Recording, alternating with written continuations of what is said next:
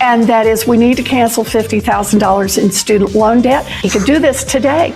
People think that the President of the United States has the power for debt forgiveness. He does not. Healthcare crisis is, it's hard for me to even understand how they think. It was an unconstitutional action by them. Oh, what? Student loan debt is back in the conversation with like 30 days to go before people have to start paying back their loans. Who would have thought? Joe Biden signed an executive order surrounding abortion. Breaking news, Brittany Griner got sentenced in Russia. Holy cow.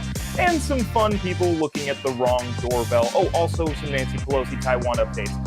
All that and more coming up on this episode of Daily Caller Live. My name is Jobob. Thanks so much for tuning in. Daily Caller Live starts right now.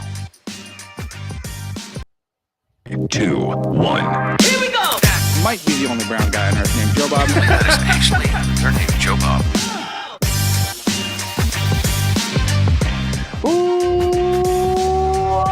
Live from my parents' house in Shenandoah, California. My name is Jobob. This is Daily Caller Live. Thanks so much for tuning in on today. It is August 4th, the year of our Lord, 2022.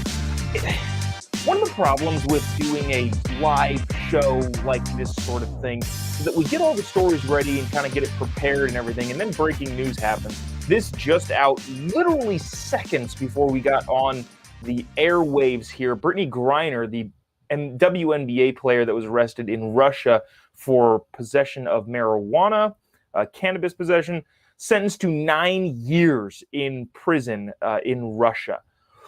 The Biden administration, I think, has been looking to trade somebody for her, and I think nobody's happy with the trade offer. But this is wild.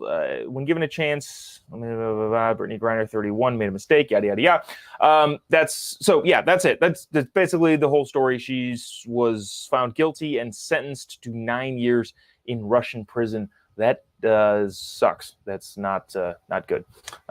Anyways, I want to get to the main story that we had prepared for today, because I think you're going to start hearing a lot more about this with, one, midterms coming up, and two, the expiration of the moratorium on student loan debt forgiveness. Student loan debt forgiveness has been a big topic of conversation in this country, and there's some really, really, really interesting statistics that I feel like you don't know and probably should know. Let's see, who's first in our lineup here? I think this might be our favorite Whoopi Goldberg at The View, talking about student loan forgiveness. This is just kind of some of the how people are talking about this in the mainstream media. So let's... Sorry, there's a comment here. Ryan said, Bidenflation's so bad, Jobob had to move back in with his parents. That's funny. It's a funny joke. It's not entirely accurate, but we were here for a little bit. So funny joke, Ryan. Anyways, watch this clip from Whoopi Goldberg of The View and how she views the student loan debt crisis. Everything's a crisis nowadays. And says how we should deal with it. If you haven't already, click the little like button down there, the little share button, whatever you're watching on Facebook, YouTube, Twitter. Also, let us know in the comment section if you got a funny, snarky joke like Ryan. Go ahead and comment in the comment section. If it's funny enough and I see it, we'll bring it on the air here. Wouldn't mind doing that. Yeah, it really, really helps us out. Continue to do what we're doing, all that stuff. Really, really appreciate you doing that. Anyways, here's our favorite Whoopi Goldberg from America's favorite show, The View. Check it out. Loans. And maybe that will include... let's talk about the older folks, because you're just really forgiving the young folks, and this is no slam on young people. But if you have worked your behind off, you've tried to move yourself up the ladder. You talk about people can't get gas, they can't buy food, they can't put their children through any kind of college. That's because they're paying off these freaking student debts. Anybody's money situation is because of student debts, according to a lot of people on the left side of the aisle that want to cancel student debts. We're not going to take into account any other variables like, hey, did you take a vacation to Hawaii every 6 months? Did you do XYZ with your money? Did you drive a brand new car for your entire adult life? Nobody ever wants to talk about real responsibility when it comes to finances. Anyways, the Native American senator from Massachusetts, Elizabeth Warren, also has been weighing in and going nuts on this whole student loan forgiveness. I'm going to play this clip from Elizabeth Warren before we take to Twitter and just look at the couple tweets that continue to come out from congresspeople, from elected officials, from governors about Joe Biden canceling student debt. Watch this from Senator Elizabeth Warren, our only Native American indigenous person senator. Watch this.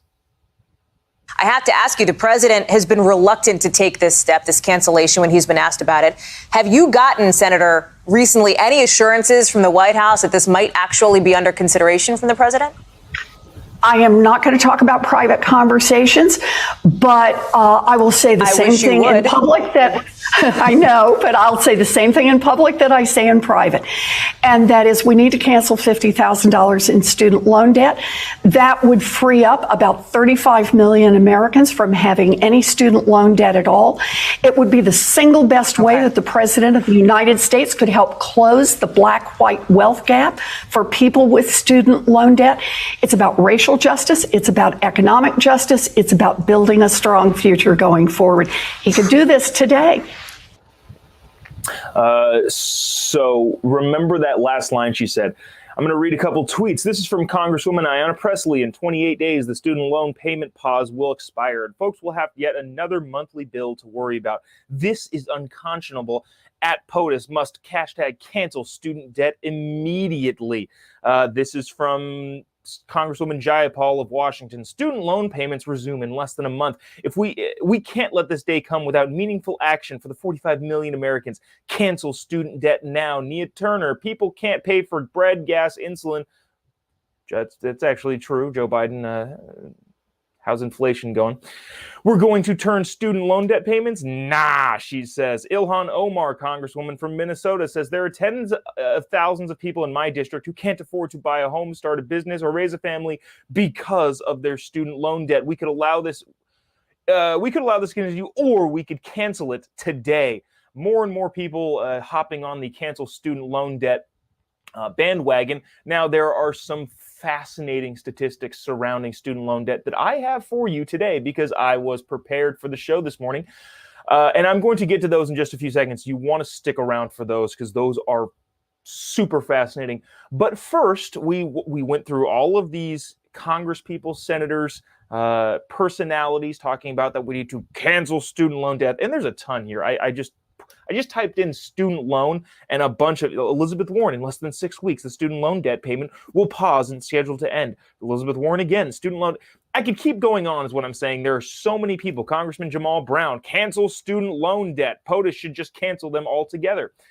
It just continues and goes on and on and on. I would love to know from the comments in the comment section, what do you think about student loan debt? Should the president cancel student loan debt?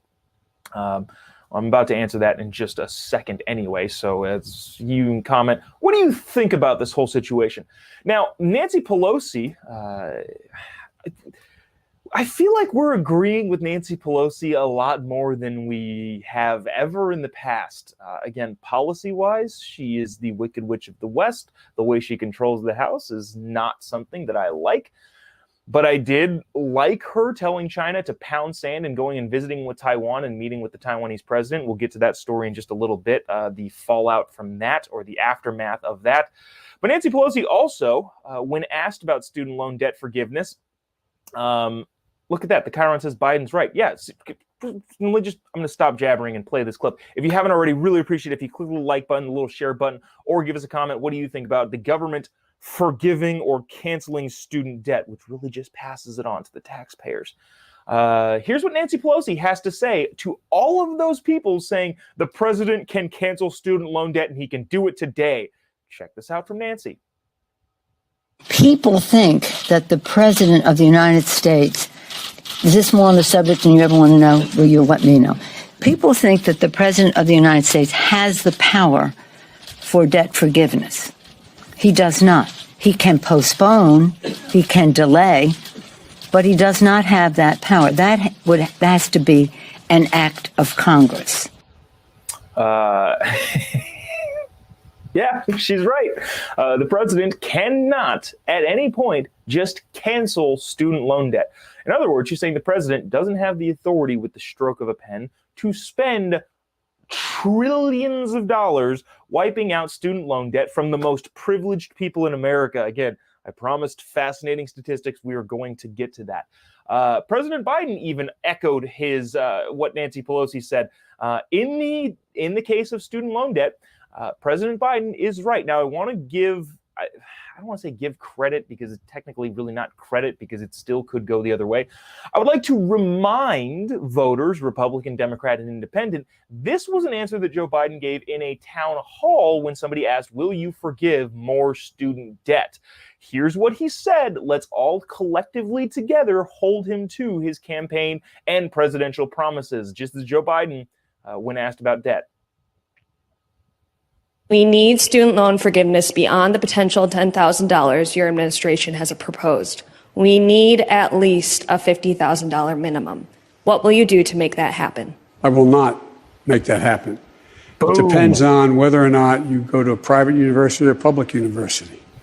It depends on the idea that I say to a community, I'm going to forgive the debt, the billions of dollars of debt for people who have gone to Harvard and Yale and Penn and schools, my children. I went to a great school. I went to a state school.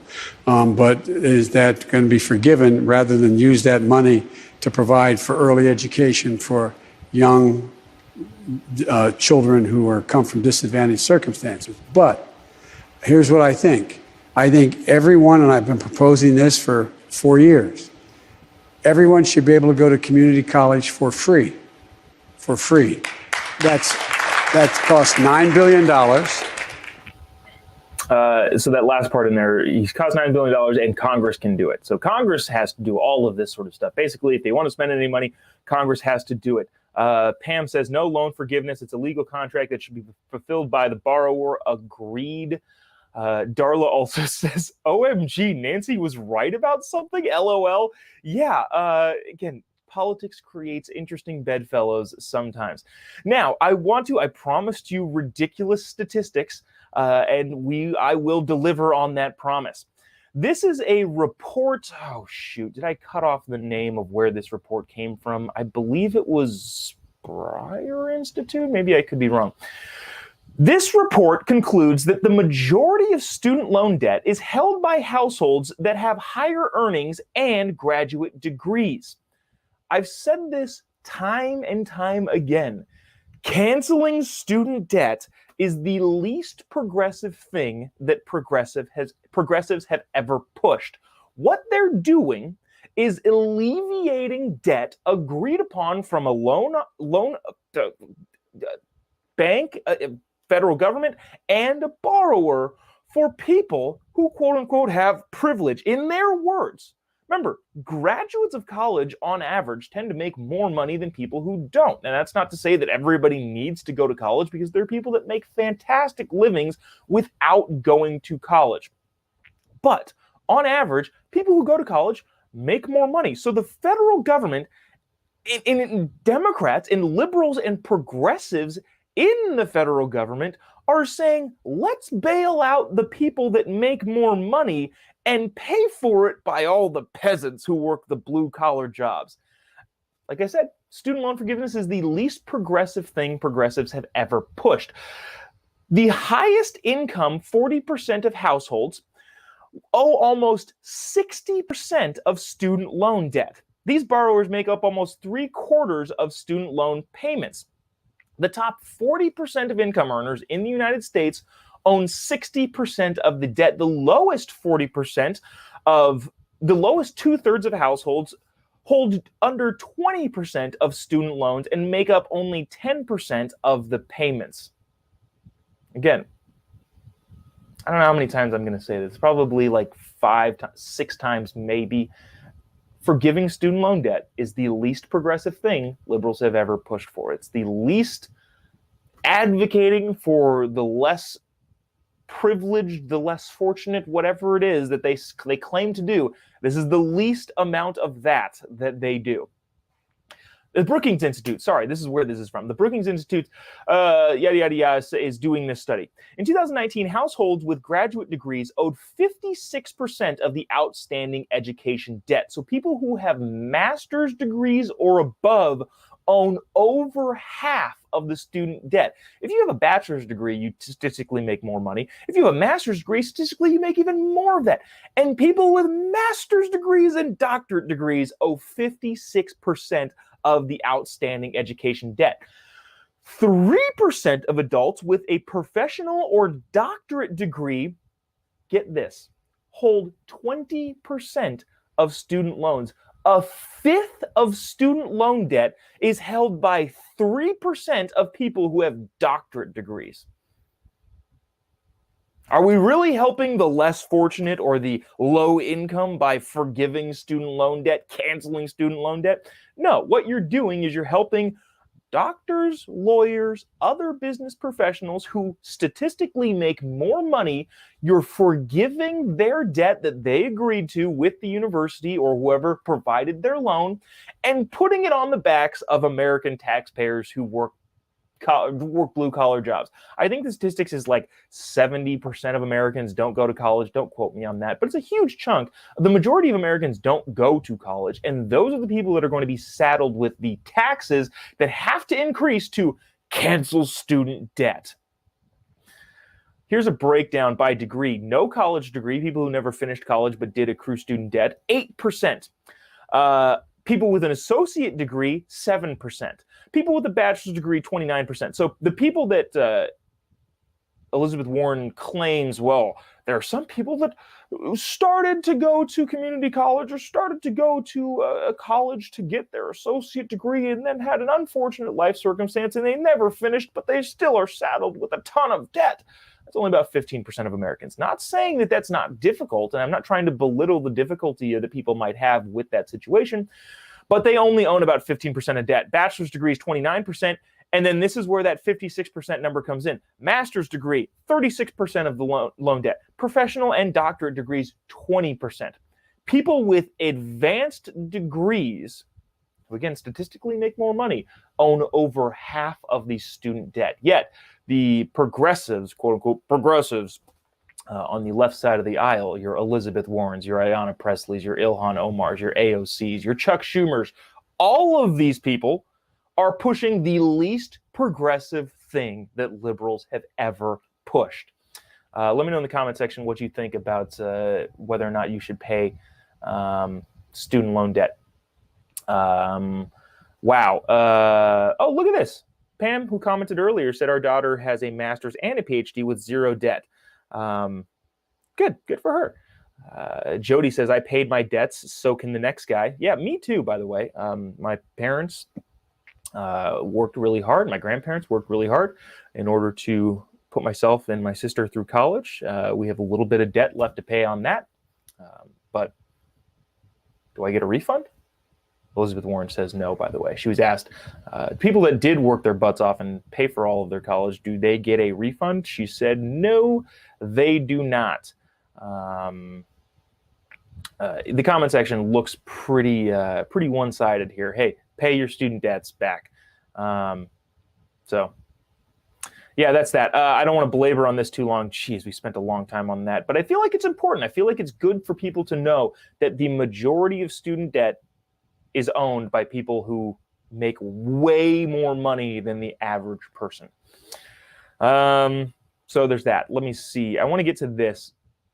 Joe Biden signed a weird abortion executive order yesterday.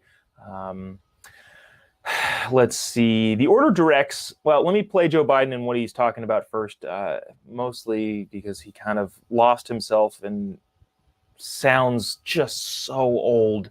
But here's him talking about the weird abortion executive order that he signed yesterday. Also, by the way, I see how many people are watching this on the screen. I've got a little ticker here, and it doesn't line up with the amount of people who've clicked the little react button. So again, if you are watching this, would really, really appreciate you just tapping the little screen that hits the like button, the love button, the laughing button. Maybe this makes you super angry. I don't know, whatever your emotion is feeling, you can click the little react button. Also, if you feel so inclined, click the little share button and give us a comment. Let us know what you think about what's going on in the world. It really, really, really does help us out to continue doing what we're doing each and every day. Here is the President of the United States talking about his weird executive order that he signed from Zoom because he is in isolation again because he has the Chinese Communist Party bat fever. Watch this.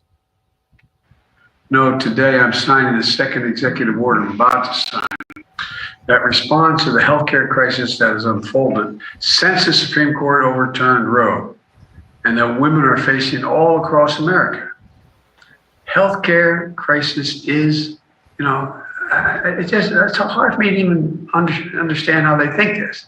Healthcare crisis is women can't choose, can't get an abortion even in the case of incest, even in the case of rape.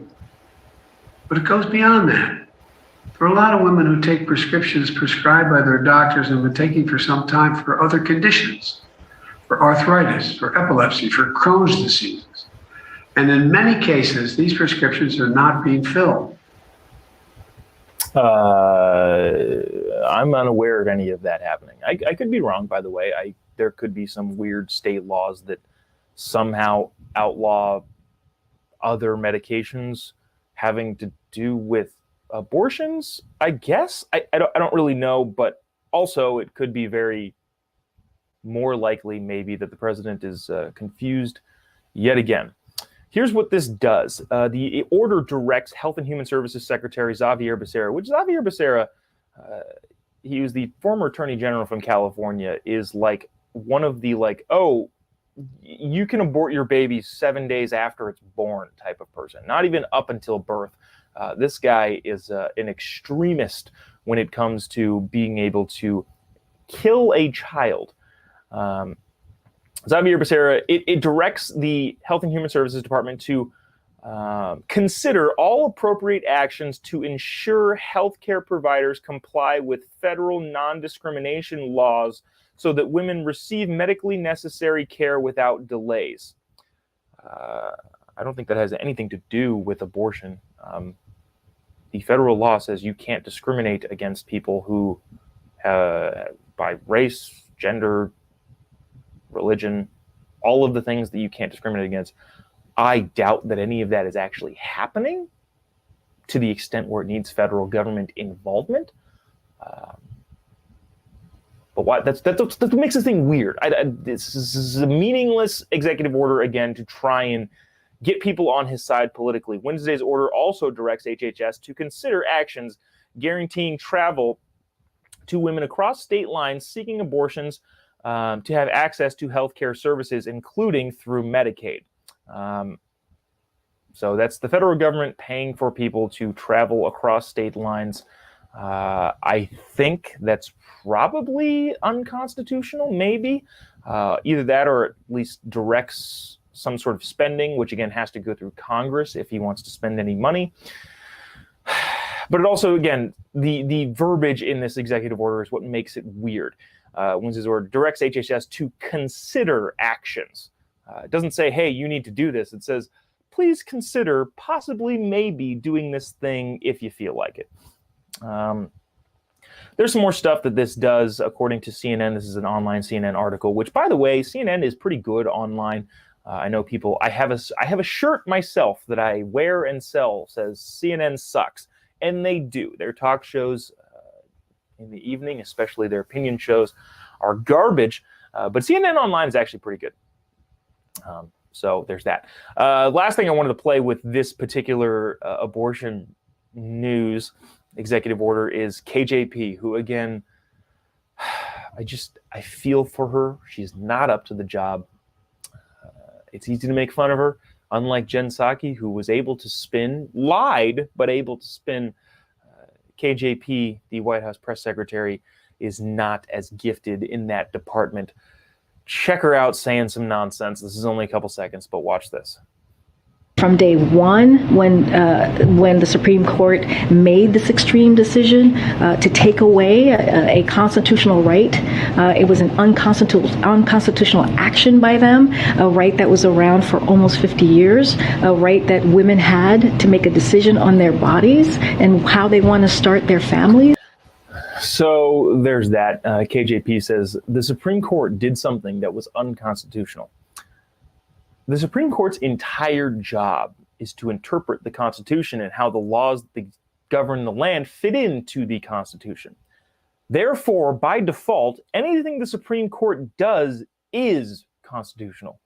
They could, well, they can't. Let's just say, hypothetically, the president signed an executive order that mandates everyone has a pet squirrel in the United States. Every single person, man, woman, child, has a pet squirrel with them at all times. If the Supreme Court decides that, yes, that is constitutional, that would be constitutional. By definition, the Supreme Court interprets and therefore is, in a sense, the Constitution. So anything the Supreme Court does is, by default, not unconstitutional. Their entire job is to interpret the Constitution. I know that was a weird example to give. I don't think the Biden administration has any plans to mandate squirrel pet ownership anytime soon. But if it were, and the Supreme Court decided that, yes, that was okay, squirrel ownership would be in the Constitution. Gabriel is always so funny in the comment section. Joe is a lost squirrel a long time ago. Yeah, it's funny. Always funny. Let's see. So there's also sometimes, and I don't want to get on this too much because I do want to get to this Nancy Pelosi Taiwan thing before we get to a fun video. Sometimes in the comment section, y'all don't necessarily make it clear of who you're criticizing. Like this comment right here, Edmund, I don't actually know. You know that's not the way it works. Are you talking to KJP and how she responded to this video, or are you talking to me? Because if you're talking to me, that is how it works. The Supreme Court interprets the Constitution. That is their only job. But if you're talking to KJP, then correct. Yes, that is not how it works, White House Press Secretary. So in the comments, if you'd like me to bring it on, that would be helpful to know if you're bashing me or the video that we just played. So anyways, I want to get to this. I know we talked about this several times. Nancy Pelosi, again, like I mentioned earlier, we agree, I guess, with Nancy Pelosi a lot this week, probably more than ever. But Nancy Pelosi, over the last couple days, visited Taiwan, met with the Taiwanese president, which is a big no-no in China. The Biden administration tried to convince her not to do that, but she said, hey, pound sand, and went anyway. Here's some of the fallout. Here's a video from CNBC. The way they're setting it up is essentially China is scrambling fighter jets. Not scrambling fighter jets. That's not the correct term. That means something is actively happening. But they're practicing military exercises with their fighter jets in and around the Taiwanese Strait and around the ports in Taiwan, which is a huge concern. Here's a reporter on CNBC kind of talking about what could potentially happen after this all, well, basically saying, are we out of the woods yet? Check this out. I thought this was interesting. We won't spend a ton of time on it, but thought you should know. It's really difficult to say because a lot of people are wondering exactly what can happen. I mean, for the next several days, there are a lot of military experts who are worried about could there possibly be a mistake with so many military assets in one area around Taiwan, especially when Taiwan says itself that they believe that these zones that China has demarcated are within their territorial waters. So that's a big concern, at least short term. But also what's interesting, maybe long term, is what's happening on the internet, because Pelosi's visit was actually very closely followed on the Chinese internet, where it actually at one point almost crashed Weibo, the social media platform. People were talking, there was a very loud voice of people who were saying that they were disappointed that China didn't do something more that her plane wasn't taken down or that there wasn't some other big military strike. And now that actually is being tamped down. And in fact, state media has been really focusing very heavily on the military exercises. And it looks as though they are trying to appease this nationalistic streak that is bubbling up, which could potentially lead to President Xi Jinping looking weak. And then if he looks weak, we don't know exactly what he would do next. So there are a lot of unknowns at this point. All right, I know so that was a little dry, but here's the reality of the situation, what's going on in the Chinese Communist Party. They have a massive property construction problem right now. Blanking on the name of the company, Evergreen, Evergar, something like that. Evergrande. Evergrande is the big, massive builder in China that has some major financing problems. The banking system in a lot of Chinese cities, more rural cities too, is just collapsing. China has disallowed people from pulling money out of the banks. We haven't really talked about that a ton, but it's been happening over the last couple of weeks. Farmland, they're having some huge problems with their scarcity of farmland and food and all that sort of stuff. Bottom line is China is having massive problems. Now, the Communist Party, the Chinese Communist Party, bills themselves as people who promote prosperity, and people of China are prosperous because of the Chinese Communist Party. Now, if all of that stuff goes away, with the property stuff, with the farmland stuff, with the banking stuff, if all of that is going downhill, they need something else to rally the people.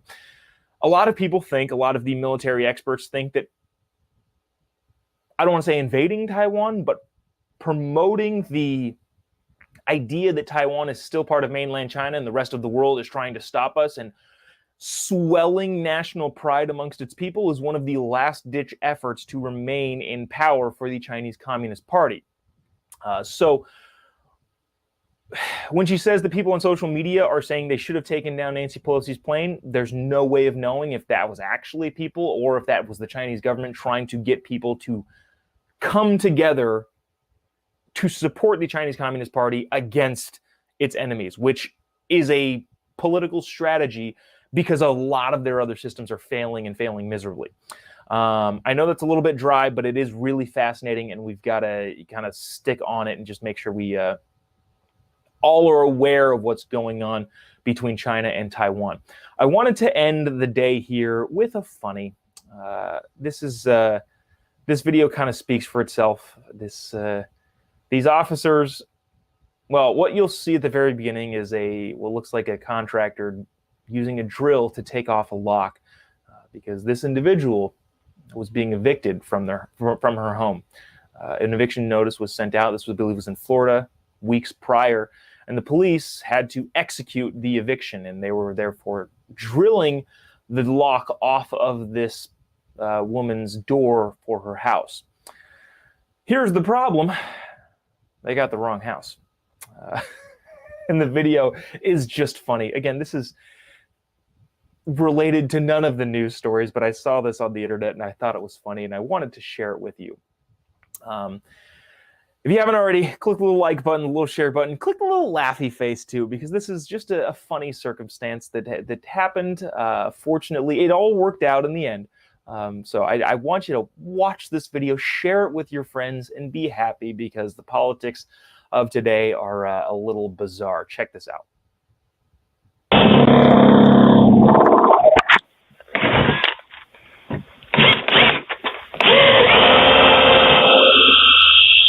Hello? Hello? What are you doing? We're here to finalize the eviction. What eviction? It was posted a week ago. It was posted last week. On my house? Yes, ma'am. I'm put up on my bills. My tags are inside there. What is your name? My name is Jennifer, and that is my house. Jennifer, what's your last name, Jennifer? Oh, what? Oh, damn it. I am caught up on my bills. Nobody has served me an eviction notice. Yeah, I think. What the hell is going on? We have to fix our lock, change the lock. Hey, we do apologize. We have the wrong house. I don't know. I just thought that was funny. I thought I wanted to share it with you. Yeah, it's just they had the wrong house and had to put her lock back on, and everything ended up being fine. But that's dang. One of the things too is I would be concerned getting the wrong house, and if you have an eviction notice coming, right? You kind of know, and the police are there. All right, you got to get out. But at the same time, if you have no eviction notice coming and people show up like this, I might be. If somebody started drilling the lock off my door, acting like a police officer, me knowing that I'm caught up on all of my mortgage, on my taxes and everything, and there's no way that an eviction notice would be served to my house, I might think that they're not police officers and a dangerous interaction could ensue. That would be scary and dangerous. Anyways, that's going to do it for us today. Appreciate you sticking around, tuning in. I'm not entirely sure how to during that video, I was reading some of these comments, and there's some people that like to go off in big, long paragraphs and are just dead wrong in things, which is fine. And I don't entirely know how to handle that, if I should go back and forth with people in the comment section live here. I don't know if that's the appropriate thing to do. I'm not going to do it today, but I'll take it into consideration. If you're as wrong as you are, should we bring that comment on the screen and go nuts on it? I don't know. Let me know what you think in the comment section. If we should do that to those of our friends who are just factually incorrect. Appreciate you sticking around. For those of you who are watching that came out to Temecula last night, had a wonderful night at 412 on our watch with Pastor Tim Thompson. Great time, good event, fun night. I've been teasing this for a while, but there's a let's just say a tour that we're working on right now that I would love to see all of your beautiful faces at, minus some of the ridiculous comments. I'll be announcing that soon. We'll see when all that stuff gets set up. I know I've been teasing it for a long time, but it's coming. It's coming. Lastly, if you haven't already, give me a follow on any of your social media accounts. Just type in Jobob. You'll find me pretty much anywhere. Facebook, YouTube, Twitter, Instagram, Getter, Truth Social. Am I missing any? I probably missed some. Pretty much any social media platform that exists, just at Jobob or some variation of that. Just type in Jobob. You'll be able to find me. Would appreciate a follow on any of your social media platforms. That's going to do it for us today. We'll be back same time, same place tomorrow. See you then. Have a great rest of your day. God bless America.